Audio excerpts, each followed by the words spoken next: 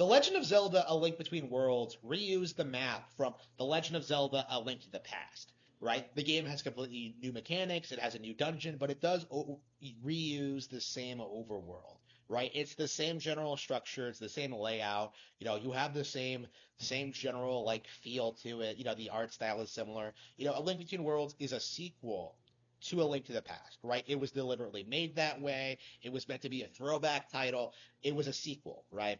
It made sense to reuse the map from that game. I never once heard anyone complain about it. And now that I've played Tears of the Kingdom, now that I've sat on it, now that I've like, kind of come to terms with what I feel about it, I feel the same exact way about Tears of the Kingdom. Tears of the Kingdom incorporates so many new aspects to the gameplay, to the world, to the mechanics, to like the things you can do in it, the things you have to do in it, the monsters in the world, the side quests to uncover, the things to discover, that it feels like a completely fresh experience, even though the world is the same. And what I want to come out and say is I don't believe that using the Hyrule map in Tears of the Kingdom was a detriment to Tears of the Kingdom at all. Now that I've thought about it, now that I've played the game thoroughly, now that I've like seen everything the game has to offer, now that I've seen people discussion of it online, all anybody can complain about when it comes to the map design is that like, oh, it's on the same. It's the same surface level.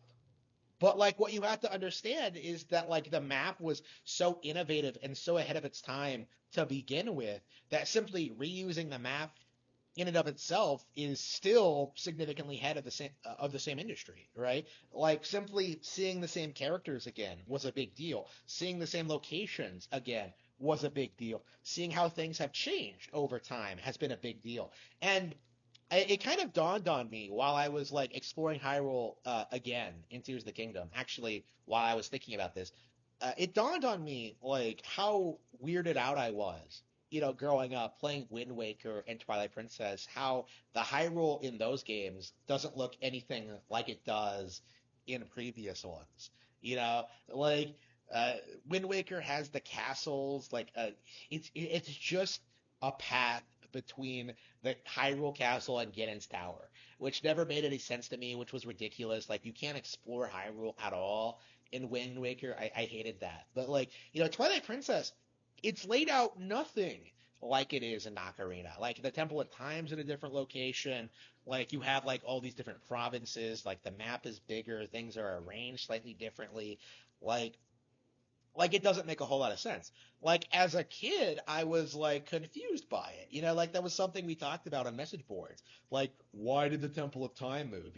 Like Twilight Princess was supposed to be a direct sequel to Ocarina, right? And yet somehow it doesn't feel the same way at all, right? It was a legit complaint I had. Looking back on it, is like, why is the map not more familiar? And I think looking at it from that perspective, you really get more of a feel for like what makes Tears of the Kingdom special because it actually does feel like you're progressing the storyline. It actually does feel like it's taking place in the same universe with the same characters. It actually does feel like it's taking place in the same world because it uses a similar map, right? By doing that, they're able to breed familiarity and you're able to get attached to the things that are feel invested in the things that are happening much more quickly, right? If you've played through all of Breath of the Wild, like you're gonna know who all these characters are. You're gonna be invested in like Purah and like Lookout Landing and all those guys there. You're gonna know who like everyone from every corner of the map are. You're gonna notice that like some characters are dead now. You're gonna notice how like some characters aren't around anymore. You're gonna meet new characters. You're gonna like see how things are different, and it works, right? It works exceedingly well, right? To the point where I honestly like don't feel as if the reused map is in any way a detriment to the game at all, right?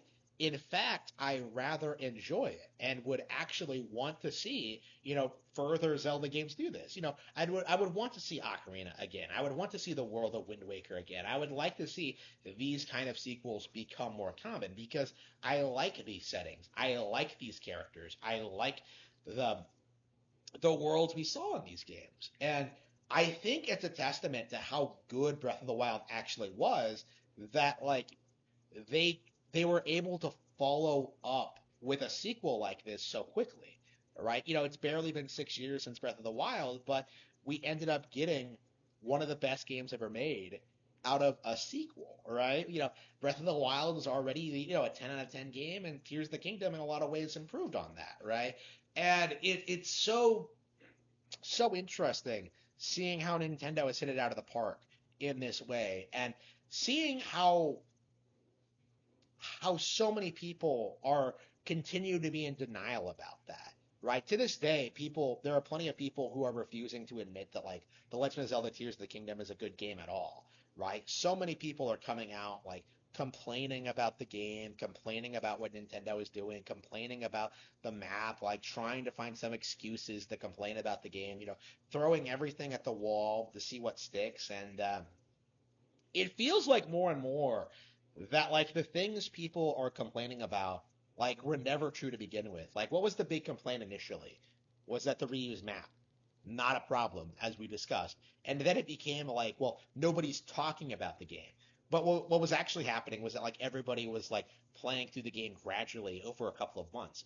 And now at the end of the year, everyone's played the game. Everyone agrees it's great. It's making everyone's best games of 2023 list. It's topping the list in most credible cases. It's a phenomenal game.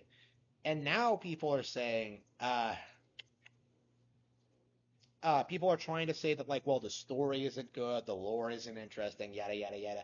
But I'm reminded very strongly how it took time for people to start learning about the lore of Breath of the Wild. We actually knew about the Zanai way earlier than most people realized because of things you could find in Breath of the Wild before they became canon in Tears of the Kingdom, right? We actually had some inkling that they existed, right? It took time for people to make these deep dive documentary videos and explain just how well thought out the world actually was, and figuring out all the deep lore answers to some of the questions in the game, right? And the same thing is happening again. People are claiming that the game isn't memorable, that it's not interesting, that they botched the lore, but in reality, I think people are only just getting started discovering these kind of nitty gritty, deep dark secrets of the world of Tears of the Kingdom, right? In a lot of ways, I feel like people haven't even scratched the surface yet, and it's crazy, seeing casual players put in 300 hours in this game, more, twice as much as the average player that went through Baldur's Gate 3, right? It's crazy seeing people sink so much time into this game and talk about it and continue to praise it as one of the best games ever made because it is, in spite of all the complaining, in spite of all the damage control and in spite of all the the attempts at downplaying the game, The Legend of Zelda Tears of the Kingdom is still very, very popular and very, very successful, and it will continue to be so for a very, very long time.